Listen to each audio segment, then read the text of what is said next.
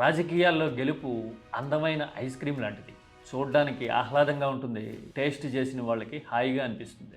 అదే మరి ఓటమి అగ్లీ ట్రూత్ లాంటిది. చూడ్డానికి అగ్లీగా అనిపిస్తుంది, కానీ అవాయిడ్ చేయలేని వాస్తవం. ఎస్, బీహార్ ఎన్నికల ఫలితం తర్వాత రాజకీయ పార్టీల విషయంలో జరుగుతున్న విశ్లేషణలు చూసిన తర్వాత ఓటమిని అందరూ ఎలా గేలి చేస్తారు, ఎలా హేళన చేస్తారు అనేది మనకి మరోసారి కనపడతా ఉంది. రాష్ట్రంలోనే అన్ని పార్టీల కంటే ఎక్కువగా 1,08,00,000 ఓట్లు వచ్చిన ఆర్జేడీ భవిష్యత్తు మీద ఇప్పుడు వస్తున్న ఊహాగానాలు చూస్తే అవునా, ఓటమంటే మనకి ఇంత హేళనగా కనపడుతుందా అని అనిపిస్తుంది.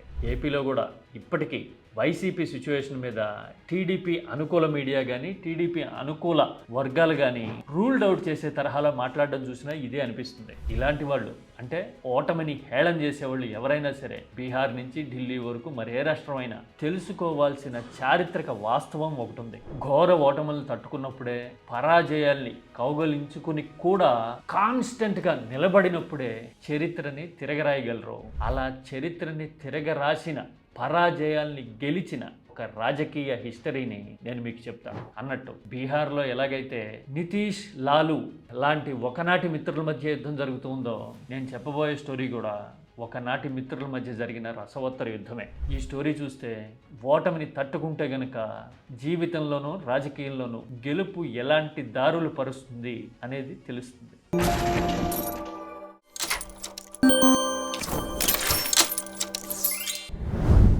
బీహార్లో అసలు ఆర్జేడీకి ఇంకా మనుగడుందా, స్కోప్ ఉందా అని వస్తున్న విశ్లేషణలు చూస్తూ ఉంటే చాలా ఆశ్చర్యంగా అనిపిస్తుంది. ఓ పక్కన 80-90 లక్షల ఓట్లు వచ్చిన పార్టీలేమో 80-90 సీట్లతో అధికారాన్ని ఎంజాయ్ చేస్తూ ఉంటే 1,08,00,000కు పైగా ఓట్లు వచ్చి కేవలం 25 సీట్లకే పరిమితమైనందుకు ఆర్జేడీ మనుగడని క్వశ్చన్ చేస్తూ ఉన్నారు చాలామంది. చాలా విచిత్రం.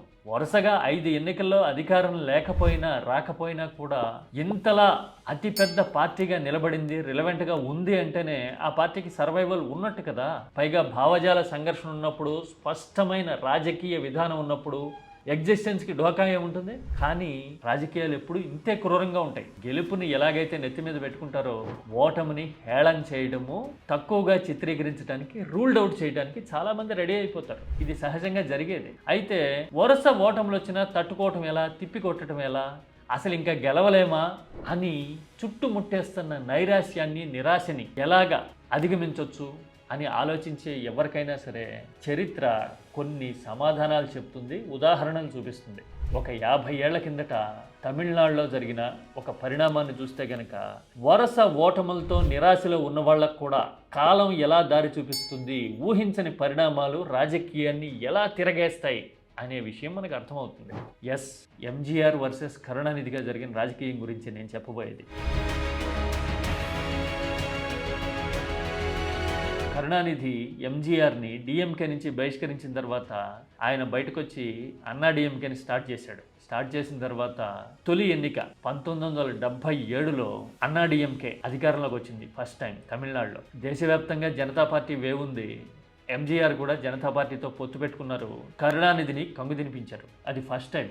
ఎంజీఆర్కి తిరుగులేని చరిష్మా ఉంది. జనం ఆయన కోసం బ్రహ్మరథం పట్టారు.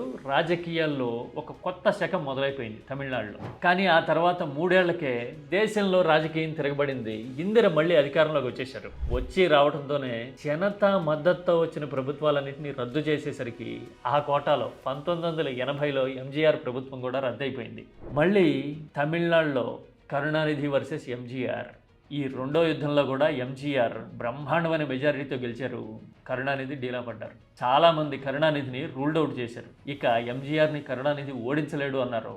అన్నట్టుగానే 1984లో వరుసగా 3వ ఎన్నిక వచ్చింది. అప్పుడు ఇందిరాగాంధీ మరణంతో దేశవ్యాప్తంగా ఒక సింపతి వేవ్ నడుస్తూ ఉంది కాంగ్రెస్కి. అలాంటి టైంలో ఎంజీఆర్ కాంగ్రెస్తో పొత్తు పెట్టుకున్నారు. కరుణానిధి కాన్ఫిడెన్స్ దెబ్బతింది. కనీసం ఆయన పోటీకి కూడా దిగల. ఆ ఎన్నికలో ఆయన జీవితంలో పోటీ చేయని ఒకే ఒక్క ఎన్నికది. ఊహించినట్టుగానే డిఎంకే అంతకు ముందు జరిగిన ఎన్నికతో పోలిస్తే చాలా దారుణంగా ఓడిపోయింది. వరుసగా 3 ఎన్నికల్లో ఓడిపోయింది. పైగా అంతకు ముందు పార్లమెంట్ ఎలక్షన్స్లో గెలిచినా కూడా కరుణానిధి పార్టీ అసెంబ్లీ ఎన్నికల్లో మాత్రం ప్రభావం చూపించలేకపోయింది. ఇక కరుణానిధి రాజకీయ చరిత్ర ముగిసిపోయింది, ఎంజీఆర్ని కరుణానిధి జీవితంలో ఓడించలేడు అని తేల్చిపారేశారు, ఫైల్ క్లోజ్ చేశారు చాలామంది 3 ఎన్నికల్లో ఓడిపోయేసరికి. కానీ సరిగ్గా ఇదే సమయంలో కరుణానిధి కొన్ని విషాద కవితలు రాసేవారు. ప్రతి చీకటి తర్వాత వెలుగొస్తుంది అని చెప్తూ తన రాజకీయం ఎప్పటికీ చీకట్లోనే ఉండదు అంటూ, నా సూర్యుడు ఉదయించిన రోజున వెలుగులు ప్రసరిస్తాయి